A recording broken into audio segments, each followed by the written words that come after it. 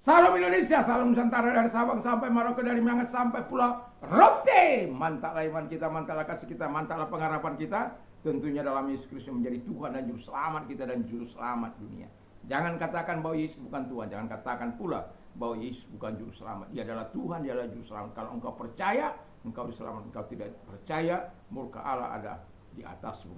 Yohanes 3 ayat 36. Yohanes 10 14 ayat 6 dikatakan, akulah jalan dan kebenaran dan hidup, tiada seorang sampai kepada Allah kalau tidak melalui aku, kata Yesus. Dan Kisah Rasul 4 ayat 12, Rasul Paulus mengatakan, dan keselamatan tidak ada dalam siapapun juga selain dalam Dia, karena di bawah kolong langit ini tidak ada nama lain yang diberikan kepada manusia yang kita dapat diselamatkan. Dan juga Alkitab mengatakan, karena begitu besar kasih Allah akan dunia ini, sehingga ia mengaruniakan anaknya yang tunggal supaya setiap orang percaya kepadanya tidak binasa melainkan beroleh hidup yang kekal.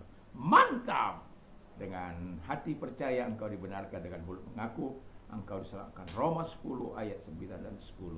Semoga kekuatan Tuhan, kekuatan firman, kekuatan Roh Kudus, kekuatan doa menyertai kita dalam perjalanan hidup dalam hidup kita ketika kita mau beristirahat. Biarlah dipsirnya Tuhan menyertai kita sehingga besok pagi bangun dengan tubuh yang sehat, kita bisa memberikan yang terbaik untuk Tuhan. Dan puji Tuhan, dan sebelumnya mari kita berdoa. Terima kasih Tuhan, biarkan kami Engkau ubah dan Engkau pakai sebagai alat-Mu dalam nama Yesus. Haleluya. Amin. Saya akan membacakan masih 1 Petrus 2 ayat ke-25. Sebab dahulu kamu sesat seperti domba, tetapi sekarang kamu telah kembali kepada gembala dan pemelihara jiwamu. Haleluya. Jadi saya memberikan tema Let God change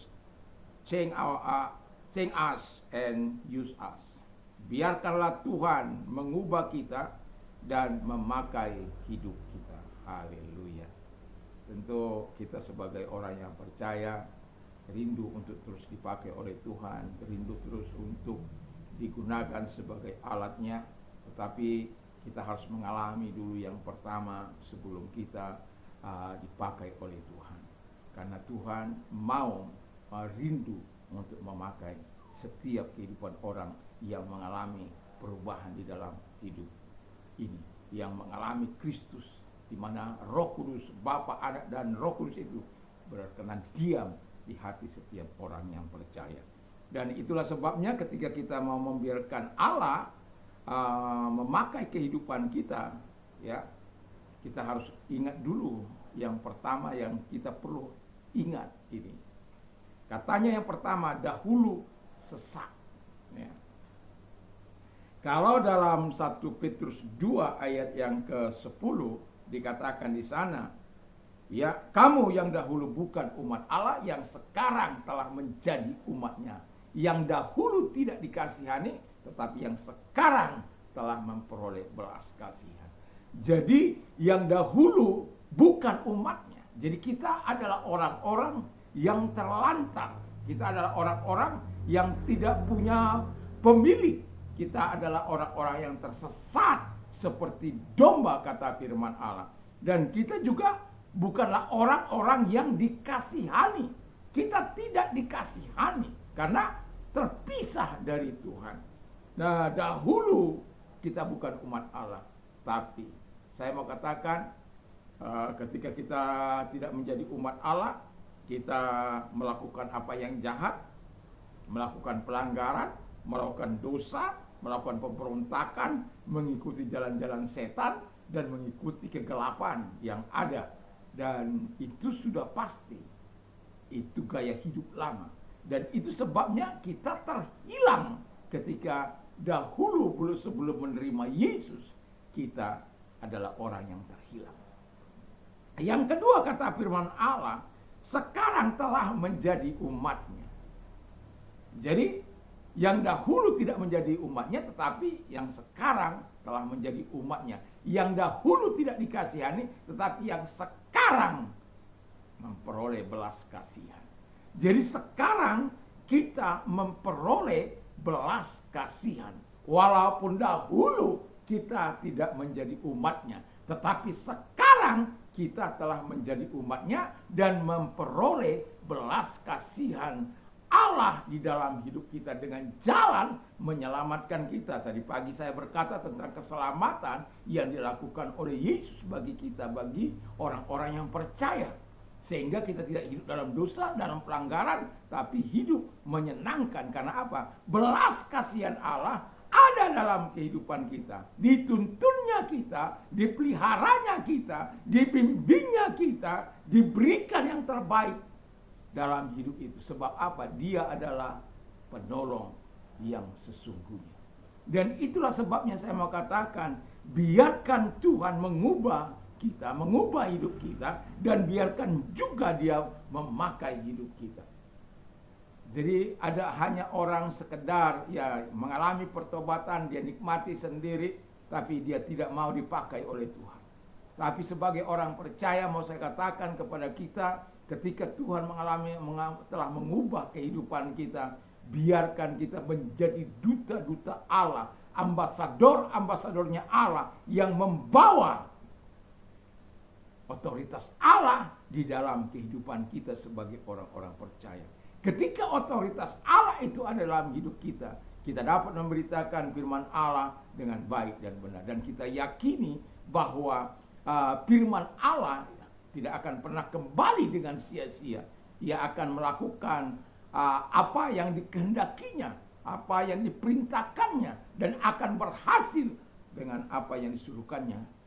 Jadi firman Allah itu tidak akan pernah kembali dengan sia-sia kepada orang-orang yang telah mendapat belas kasihan Tuhan itu. Dan biarkan belas kasihan Tuhan itu tinggal dalam hidup kita. Biarkan belas kasihan Allah itu kita nikmati sepanjang umur hidup kita. Kita mah nggak ada kekuatan apa-apa. Kita hanya kain larah, kata firman Allah. Bunga rumput yang hari ini ada mekar mungkin, tapi besok sudah layu dan akan siap dibakar. Tetapi belas kasihan Allah itu sudah cukup bagi kita. Kasih karunia Allah itu cukup bagi kita untuk kita menikmati hari demi hari selama perjalanan kehidupan ini. Allah memberikan belas kasihannya, pertolongannya, kekuatannya, kuasanya, Roh Kudusnya, firman-Nya. Dahulu memang bukan umatnya, tapi sekarang telah menjadi umatnya dan memperoleh belas kasihan dari Tuhan. Jangan sia-siakan itu. Jangan abaikan belas kasihan Tuhan itu. Dan responi dengan positif. Responi dengan menyerahkan diri sepenuhnya kepada Tuhan. Supaya apa?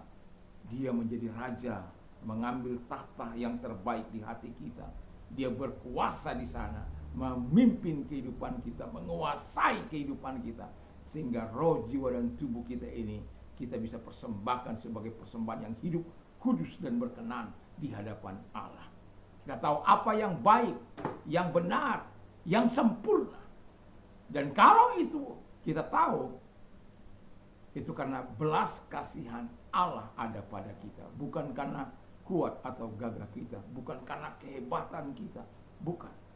Itu sebabnya Alkitab mengatakan dalam Yesaya 55 ayat yang ke-7, baiklah orang fasik meninggalkan jalannya dan orang jahat meninggalkan rancangannya. Baiklah ia kembali kepada Tuhan, maka dia akan mengasihaninya, dan kepada Allah kita, sebab ia memberi pengampunan dengan limpahnya. Jadi orang fasik disuruh balik, kembali, supaya mendapat belas kasihan Allah. Orang yang jahat, yang punya rancangan-rancangan, ide-ide atau thoughts itu adalah pikiran-pikiran yang jahat, rencana-rencana yang jahat, ide-ide yang jahat.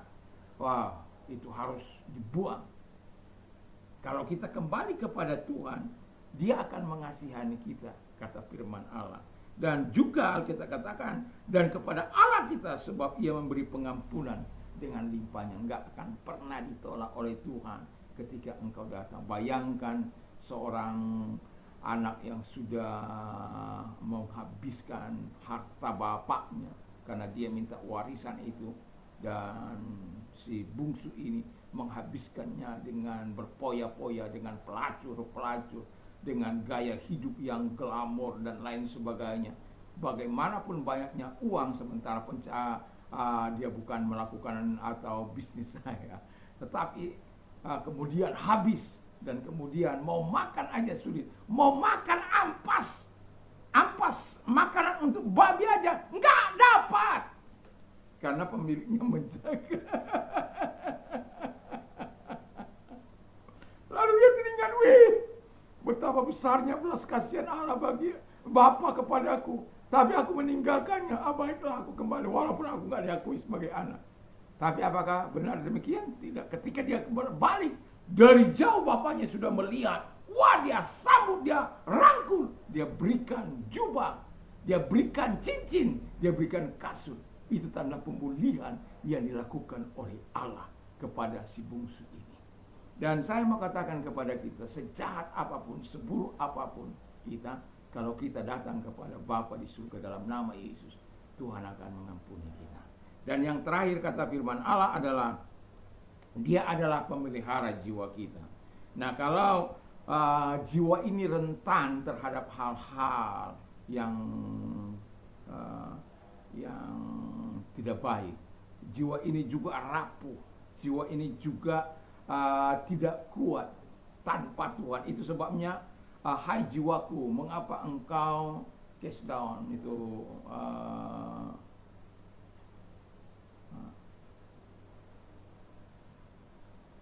susah, runtuh, hancur, terpuruk. Itu sebabnya dalam Mazmur 23 ayat 3, Tuhan yang menyegarkan jiwa kita. Dalam Mazmur 51 ayat 19 di sana dikatakan bahwa korban sembelian kepada Allah ialah jiwa yang hancur, hati yang patah dan remuk, tidak kau pandang hina ya Allah. Mazmur 51 itu ayat 19. Artinya mau saya katakan begini, bahwa ketika kita telah dikuatkan jiwa kita, karena Dia pemelihara jiwa kita itu, relakan Allah memakai kita yang rapuh ini, yang tidak berdaya ini, yang tidak ada apa-apanya ini, si kain larah ini, si cacing Yakub ini, si bunga kerit ini, dan kita menyerahkan diri kita kepada Tuhan, supaya Allah yang dahsyat, yang maha kuasa itu memakai kita sebagai alat untuk memproklamirkan perbuatan-perbuatan Allah yang besar. Sebagaimana Alkitab katakan 1 Petrus 2 ayat yang ke-9, kamulah bangsa yang terpilih, imamat yang rajani, bangsa yang kudus, umat kepunyaan Allah. Supaya kamu memberitakan perbuatan-perbuatan yang besar dari Dia, yang telah memanggil kamu keluar dari kegelapan kepada terangnya yang ajaib. Jadi kita sudah dipanggil dari gelap, dipanggil dari kejahatan, dipanggil dari ketidakbenaran untuk hidup dalam kebenaran. Relakan setiap kita dipakai oleh Tuhan. Relakan setiap diri kita diubah oleh Tuhan dan kemudian dipakai oleh Tuhan. Doa dan harapan saya, kita bukanlah orang-orang yang memberontak, tapi yang rela dibentuk. Kita tanah liat, Tuhan itu penjunan kita. Kalau Dia penjunan kita, relakan Dia. Mungkin Dia akan hancurkan, Dia bentuk kembali. Mungkin Dia akan hantam kita kiri dan kanan. Tetapi kemudian kita akan dibuat menjadi indah sesuai dengan rancangannya. Karena firman Allah katakan, jalanku bukan jalanmu, rancanganku bukan rancanganmu. Jadi kalau Allah yang memberikan kita yang terbaik dalam kehidupan ini, ya lakukan saja. Seperti tingginya langit dari bumi, demikian tingginya jalanku dan jalanmu, dan rancanganku dari rancanganmu. Kita hanya menyerah saja, mempersembahkan hidup kita ini sebagai persembahan yang hidup kudus dan berkenan kepada Allah. Supaya apa? Tuhan dengan bebas memakai kita bagi alat kemuliaan-Nya. Tuhan Yesus memberkati.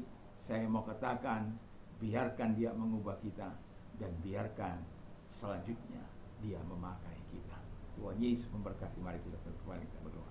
Terima kasih Tuhan, biarkan Engkau memakai kami, mengubah kami dan kemudian memakai kami. Dalam nama Yesus, kalau engkau sakit, oleh bilu-bilunya engkau sembuh, oleh kuasanya, oleh firman-Nya. Kalau engkau sakit, mari angkat kedua belah tanganmu, serahkan diri kepada Tuhan, dan mari kita berdoa. Tuhan Yesus, segala tangan yang diangkat kepadamu dan mereka menyerahkan diri yang sedang sakit, aku perintahkan segala sakit penyakit dalam nama Yesus keluar dari mereka, dan oleh bilu-bilu daripada Tuhan Yesus engkau sembuh, oleh kuasanya, oleh jamahannya engkau sembuh.